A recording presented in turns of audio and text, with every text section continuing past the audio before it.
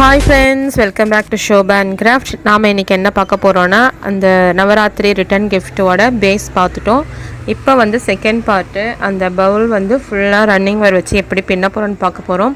So நீங்க running wire எடுத்துக்கங்க. எடுத்துட்டு ஒரு சின்ன பிட் விட்டா போதும். நம்ம ஜஸ்ட் அது அடியில வந்து சொருக தான் போறோம். அதனால சின்ன பிட் விட்டுட்டு நம்ம ரன்னிங் வயர் எடுத்து எந்த வயர்ல இருந்து வேணாலும் நீங்க ஸ்டார்ட் பண்ணிக்கலாம்.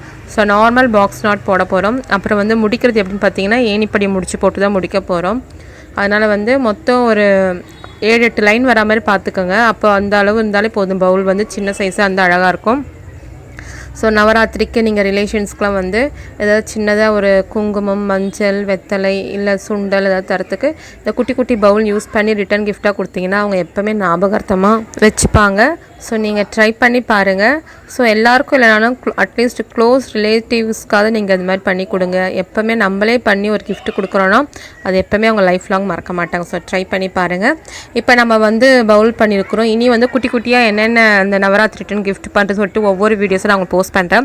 கண்டிப்பாக நீங்கள் இப்போ தந்து ட்ரை பண்ணிங்கன்னா நீங்கள் நவராத்திரிக்குள்ளே கொஞ்சம் வேண்டியவங்களுக்கு அழகாக செஞ்சு ரெடி பண்ணி வச்சுக்கலாம்.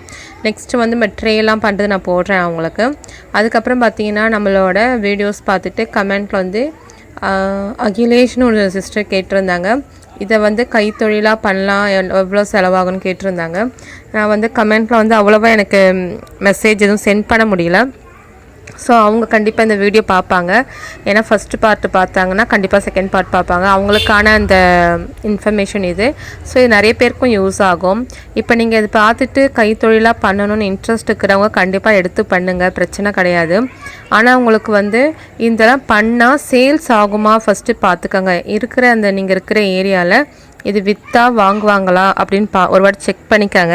அதனால் நீங்கள் ஸ்டார்டிங்கில் ஃபஸ்ட்டு கொஞ்சமாக செஞ்சு கடையிலையோ இல்லை நீங்கள் கடை வச்சுருந்தீங்கன்னா அங்கே போட்டு பாருங்கள். சேல்ஸ் நல்லா இன்க்ரீஸ் ஆச்சுன்னா அப்புறம் நீங்கள் நிறைய விதவிதமாக கூடைகள்லாம் போட்டு சேல்ஸ் பண்ணலாம். ஃபஸ்ட்டு நீங்கள் ஒரு ரோல் வாங்கிட்டு அதில் எத்தனை வருதுன்னு பார்த்துட்டு அதுக்கு ஏற்ற மாதிரி நீங்கள் லாபம் வச்சு சேல்ஸ் பண்ணுங்கள். ஏன்னா ஒயரோட ரேட் பார்த்தீங்கன்னா ஒவ்வொரு ஊரில் ஒவ்வொரு ரேட் வந்து மாறும்.